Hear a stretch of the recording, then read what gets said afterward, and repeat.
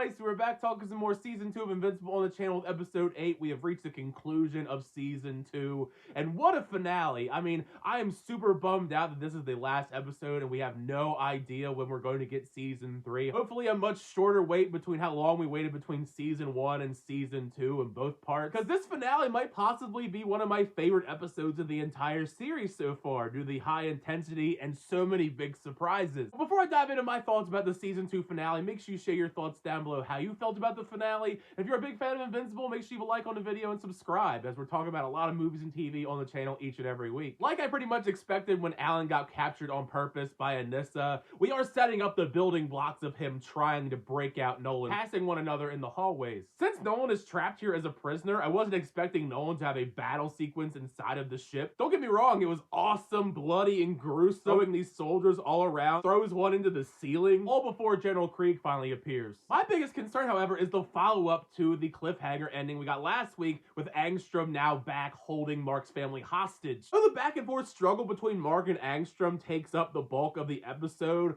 I was on the edge of my seat the entire time. They do a great job building up that intensity until it finally just unleashes later on in the episode with Mark. Given how excellent this episode is executed, it did make me wish that we saw Angstrom on screen a little bit more and not just have him pop up at the tail end of part 2. No matter what, I think Angstrom is a really intimidating, ominous foe, especially in the ways that he threatens Mark, how he'll kill both his mom and Oliver, aggravating him more and more and then sending him through various different portals. By now, I think it's pretty clear that Angstrom is severely unhinged, understandably because he has his brain all scrambled up with the sheer amount of memories inside of him from all the different versions of himself, even getting to see some of the horrors other Invincibles in different realities caused upon him, which is something that we're definitely going to be revisiting later on. And speaking of all the different realities that Mark gets sent to through Angstrom's portals, so many of them are just so awesome. There's talking dinosaurs that want to eat Mark the moment he gets there. Mark gets sent to another dimension where there's a bunch of zombies. I almost wonder if that's sort of a nod, an Easter egg to Robert Kirkman also co-creating The Walking Dead. Though they don't say who it is and they're kind of obscured, it's quite evident to me that Invincible at one point is supposed to be talking to Batman. Craziest reality of them all is one that a lot of people have been speculating about ever since the casting came out for Season 2, where essentially Invincible ends up in the world of Spider-Man, but not really Spider-Man. It's basically Spider-Man, just with the loopholes of it being just different enough to get by. The design of the character is very Spider-Man inspired. He's battling a villain that's very clearly modeled after Dr. Octopus. Being that I'm a massive Spider-Man fan, this was one of the coolest moments of the episode for me. I'm sure some fans might be disappointed that it's not the true Invincible Spider-Man interaction from the comic books. On the bright side, this character is voiced by Josh Keaton, who many of us know as the Spectacular Spider-Man. If you're wondering what the name of this character is that's inspired by Spider-Man in this Invincible series, in the credits, Josh Keaton is credited as Agent Spider. So that's a pretty fun name that's close enough to Spider-Man. These realities that we saw with Mark were some of the more positive interactions involving Invincible. Once we see the different versions of Invincible that Angstrom sees in his different realities,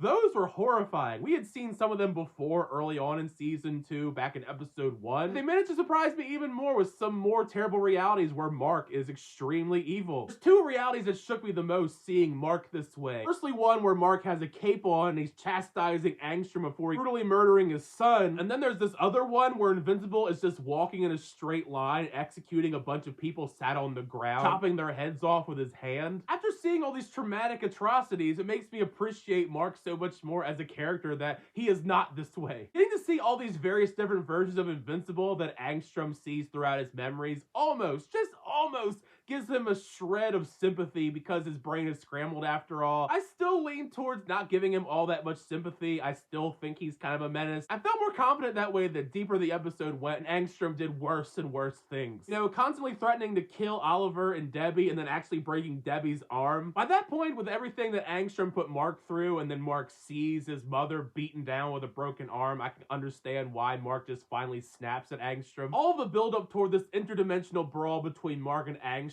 made it all the more satisfying and epic. Just such a cool battle watching them punch each other across various different dimensions. Other than that brief brawl that he had where he helped his father fight the Viltrumites, this is probably the one time I've not seen him hold back. In this instance, Mark is so unhinged, sheerly blinded by rage, beating Angstrom to a gruesome bloody pulp. My jaw was on the floor this entire time. From the visual of it all, seeing all this blood covering Mark's body, noises you hear as he's doing it, it's only made even more traumatic dramatic and scary. Mark realizes what he did when he lost control, saying that he thought that he would be stronger. To be completely honest with you, I thought this is where the episode was going to end. This was going to be the cliffhanger leading into season 3, where Mark is just horrified with what he did to Angstrom, and who knows where he is in the world and how he's going to ever get back. Then I realized that the episode has like 20 minutes left to go. So for me in this moment, I thought it was almost a little bit anticlimactic that as he's wandering through the desert, eventually he's found by a much older version of the Guardians of the Globe. I'm not entirely sure if there's any ramifications for messing with different realities in the future of that. I wasn't expecting this older version of Eve before Mark goes back to his reality professing her love to him. I don't have a problem with Eve and Mark being together. I actually think they make a great couple. It just seemed like an odd way for Mark to realize that Eve has always secretly had feelings for him. But he goes back to Earth and meets up with his own version of Eve, though he doesn't reveal his feelings for her when he gets back or anything. No hate to Amber though, I didn't mind her relationship with Mark at all, but I think Mark and Eve are a much better pairing going forward. And that's not even accounting for the fact that Eve actually is a superhero. More or less from this point on, the epilogue sets up some intriguing things leading into season 3. Firstly being the big reveal that Kate actually is alive. She faked her death when she shows up telling Immortal it was all a facade. This is a cool reveal. I'm curious how that's going to play into the future with both of them as characters. If Kate's ever going to come back and tell the Guardians of the Globe that she's actually alive this entire time. Honestly, I had completely forgotten about the mummy stuff in Invincible. So at first glance, I was so confused seeing these two women explore a tomb and wake up the mummy. It was pretty hilarious how he's shocked to see these two women since he can't inhabit them. It has to be a man. Rounding everything off, we circle back again to Nolan and Alan discussing everything in greater detail through their telepathic link. Obviously, Alan really wants Nolan for their mission. Honestly, I can see it happening. I'm not entirely sure, of course, because I've not read the source material, but it seems like we're almost trying to set up a sort of Omni-Man redemption arc. I mean, he's done so many atrocities to this point, but it does seem like ever since he got with the Thoraxins, he's developed a conscience of sorts, showing remorse and shame for everything that he's ever done, admitting even that he misses his wife, and that's where we end the episode. A very odd way to end the episode, in my opinion, to just end on that. I figured maybe we would end on a little bit something more big. But either way, who knows how long until we get season 3. I know they've already basically done everything, so I hope that it's at least somewhat reasonable. If season 3 doesn't start dropping episodes at some point next year, I think I'm gonna be pretty disappointed. I've heard my thoughts of the finale. Make sure you share your thoughts down below. How'd you feel about the season 2 finale for Invincible? Did you like the finale? Did you not like the finale? How'd you feel about the battle between Invincible and Angstrom, this potential Omni-Man redemption arc, and everything in between, including the Spider-Man that's not really Spider-Man? Share all your thoughts down below, because part of the fun is to have a conversation with you guys in the comment section. Thank you guys, as always, for checking out videos. I always do appreciate it. Make sure you like on the video and also subscribe to the channel to update reviews, reactions, unboxings, and more. For the next time,